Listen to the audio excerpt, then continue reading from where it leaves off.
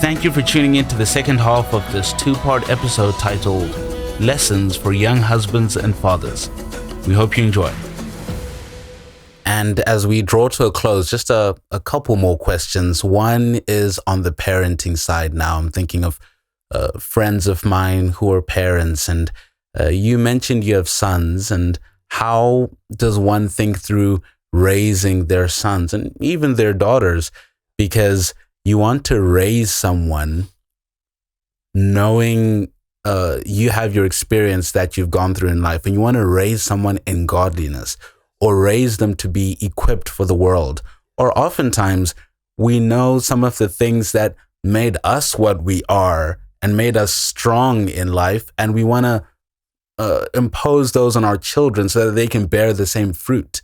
How do you balance out trying to raise your child up a certain way, but also trying to let them develop as an individual and not stifling that and trying to imprint yourself onto your child, as it were? Yeah.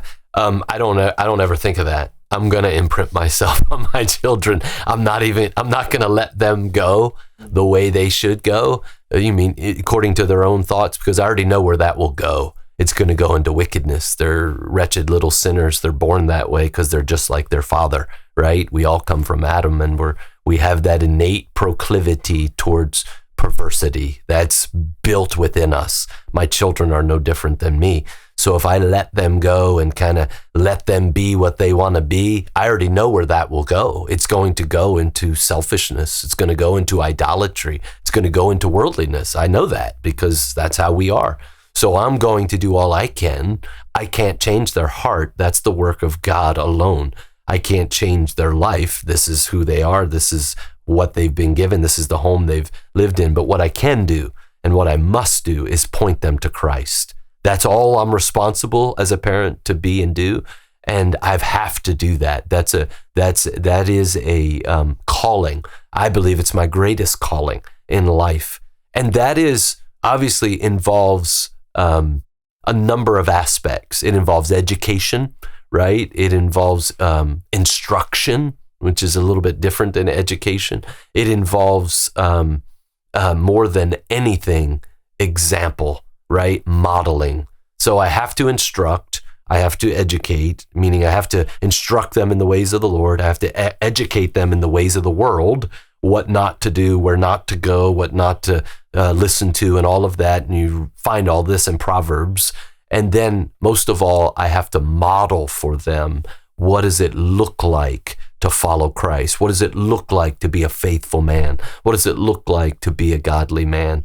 And this is God's design from the beginning. The home has always been the tip of the spear in the plan of God in raising the next generation. Multi-generational followers of Yahweh has always been God's plan for Israel and ultimately now in the church. You see that in Deuteronomy 6, as you are going, teach your children by the way, by the road, as you eat, and that's it. It's always been that. And that correlates obviously for the New Testament church in Ephesians 6, right? Raise your children in the nurture and admonition of the Lord. It's literally a summation of what Deuteronomy 6 was for Israel.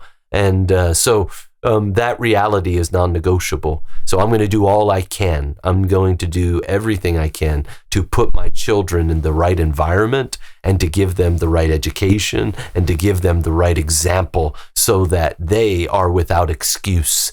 They ultimately, between them and the Lord, will have to choose one day. Will they obey or will they rebel? And by God's sovereign grace, He'll give them a new heart so that they obey. And that's our prayer. But that's up to the Lord. But me, my job is just to be faithful. And so to me, modeling is the biggest part. They have to see consistency in me. Far too many parents are duplicitous and nothing more than hypocrites. They say one thing in public, there's something totally different at home. And I believe that's the greatest detriment upon parenting.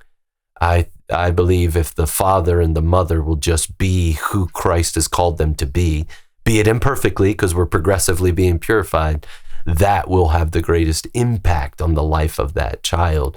where they hear the parent teaching and instructing and living, and they see it. There's no contradiction between what they hear and what they see. And that's what children need to see. That's the greatest ministry in the home and life of the father. Thanks for that, brother.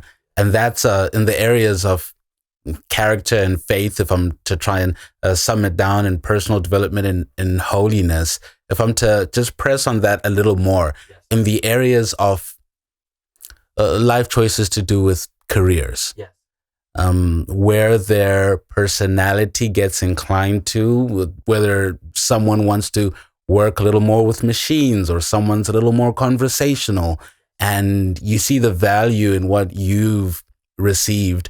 And we're having a conversation the other day about how in different generations, there are different careers which led to success. And so parents will try and impose that career on their children because they want them to be successful. Sure. And so in those areas of life, how does a parent advise or nurture their child while still considering that, oh, this child has different giftings? Yes.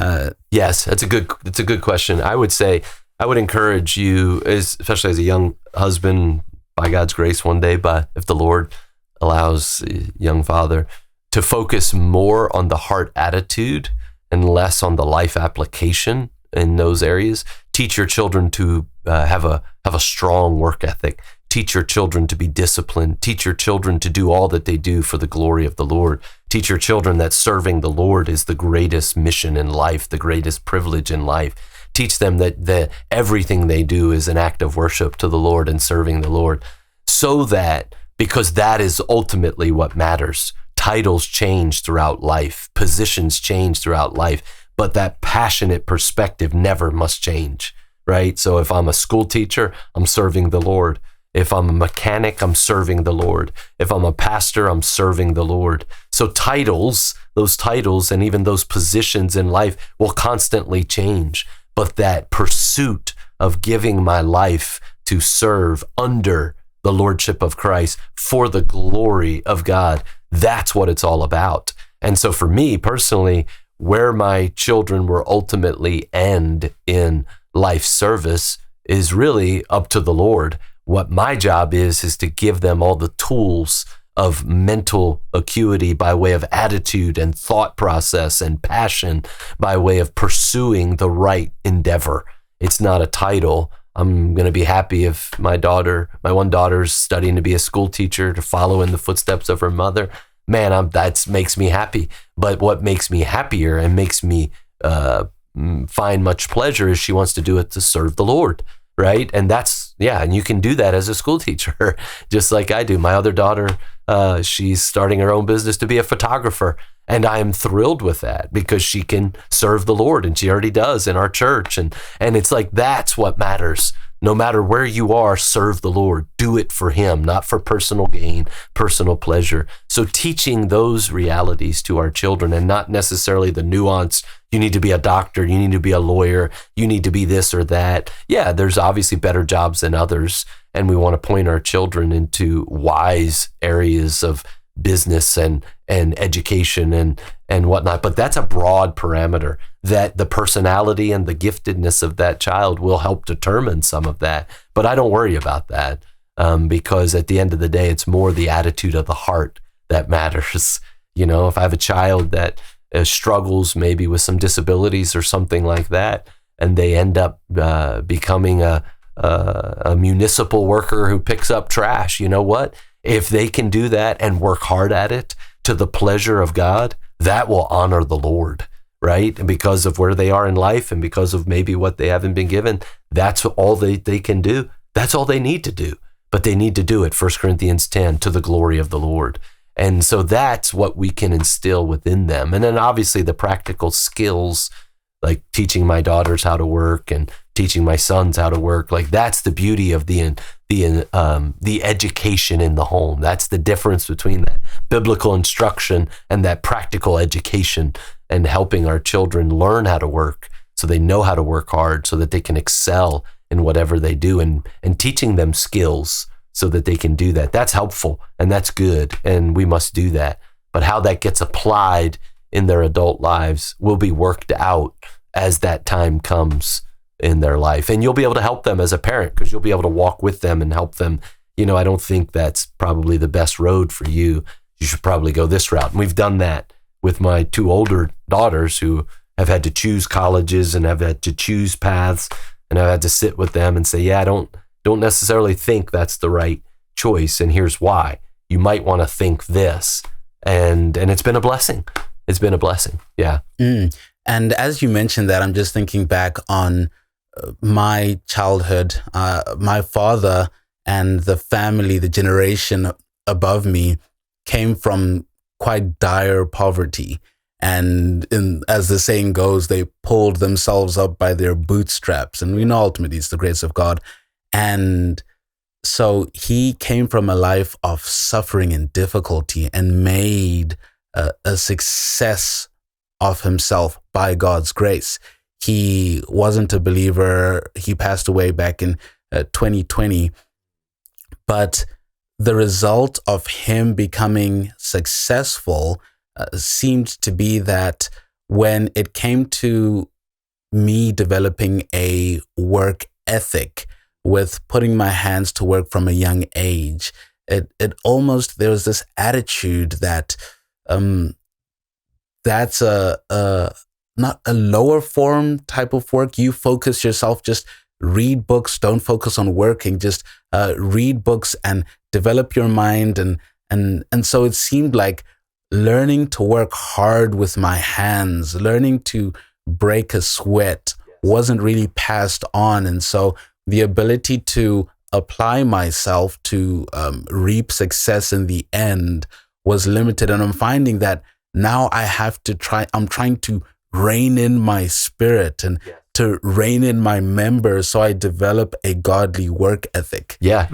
And a godly work ethic involves both breaking a sweat as well as keeping the mind, right? And so it's not one or the other. That's where our culture kind of has divided that, right? You kind of work with your mind, you work with your back. Well, yeah, I get that in certain jobs, that's the way it is, blue collar, white collar, whatever. But no, as Christian fathers, we're raising our children to use both their mind and their back, right? And both are gifts from the Lord. The mind is the greatest, I think, the greatest weapon, the greatest opportunity given to us as human beings. That we only tap into it just a small amount, and we need to teach our children how to think, how to use their minds. But we also must teach them that they need to learn how to sweat, because oftentimes it's in the sweating that we learn perseverance, and it's in the use of the mind that we learn patience, right? And so those two are so vital in life, where we're learning how to be patient, meaning stopping and thinking before I act, sitting and dwelling on this problem so that I can compartmentalize it and work it out mentally. That's vital aspects and vital skills. But then I also need to learn how to work hard. I need to learn how to swing a pick. I need to learn how to use an axe. I need to learn how to start a chainsaw. I need to learn these things. I may not use them often in life if I'm a white collar, worker, but I need to know how to use them, because that's going to sharpen my mind in whatever else I'm going to do. But it's also going to help me one day be a father and teach that to my sons, who maybe that's what he'll use, right? But it's going to teach me that perseverance. And it's going to teach me that opportunity. And as Proverbs says, look at a man who's skilled with his hands. He will stand before kings. And that's the reality. I should be multifaceted in what I can do. And again, right back to where I started. Why? And I've taught this to my children. You want to serve the Lord wherever you go. And the more that you can do, the more you will be able to be used by the Lord to be a blessing to others, right? Yes, use your mind. It is the greatest faculty in your earthly nature that the Lord has given to you. That is the precious gift. Use it. Use it well. Learn how to use it. But you also want to use your hands. You also want to use your feet. You also want to use your ears. You learn to use it all to the glory of God, so that if someone has a broken instrument or a broken car or a broken tool, you can help them and you can show them, no, let me fix this for you, or I think this might work, and you're serving the Lord. It's glorious. And you're hitting the nail right on the head there. And I'm thinking once again to how my father did things, and I hope it doesn't come across in a disrespectful way. I love the man, and I don't want to dishonor him in any way there. He left such an impression on my life that my wife never got to meet him, but she sometimes says things the way he would say things because of how much I say those things. Wow. and speak of that.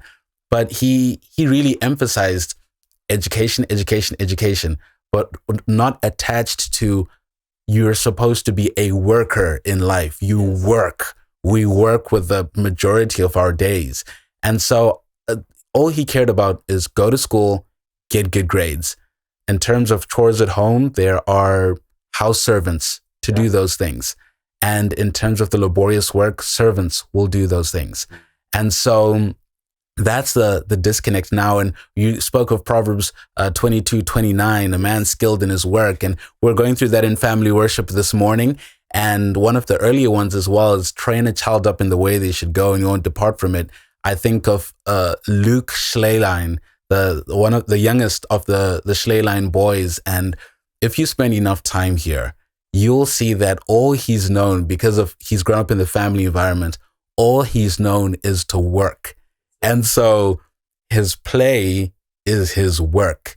And he's young, so most of his work seems to be counterproductive. So he'll pull the bricks out of the paveway and he'll stack them up and he'll be proud of themselves. So now there's this hole in the paveway. Yeah. And it's like, hey, Luke, come, supper time. He's like, no, I'm working. And he's always looking for ways to work. And I hope to pass that on to my children. But as we close off, if you could speak to your younger self as a young husband or a young father, what are some words of wisdom you would give to yourself? Yeah, well, to your point of working, just realizing the vital nature of work. Genesis chapter 2, we were created to work, right? And we weren't created to sit. We were created to guard and keep the garden, right? And to serve in it. And so, and that is the sweat, in the sense of the tilling of the ground and the caring, the pruning of the trees. That's all physical labor, right? It was without sweat before sin came, but it involved physical labor, and that's a blessing. And that's always been the case. I was even thinking as you were talking, even in the Jewish culture, right, before a man could ever hold a religious position like a Pharisee or a scribe, he had to learn a trade first. And I think there's much wisdom in that. He had to learn how to use his hands before he could stand up in public and use his mind, because the two go together and the two help one another. And back to your question, what would I say? Patience. Patience would be something that I wish I would have known earlier, wish I would have pursued better.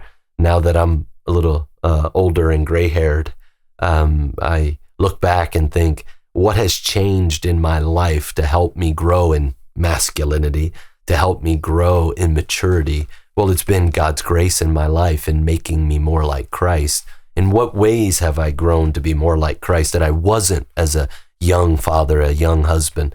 And there are a number of things I could point to, but the one that stands out, well, I'll give you two because they go together. They're two sides of the same coin on many levels, is patience and humility. And I need both of them desperately. I needed both of them desperately as a young man, and both of them were lacking on many levels in my life. A lot of zeal, but not a lot of patience. A lot of courage and conviction, but not a lot of humility, right? And so it clearly, as I've grown older, I pray that I'm growing in patience and humility. I feel like I am. My wife tells me I am, so that's a pretty good indicator.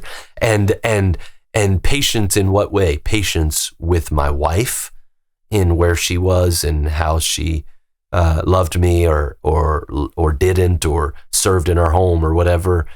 Things would bother me that shouldn't have bothered me because I wasn't patient.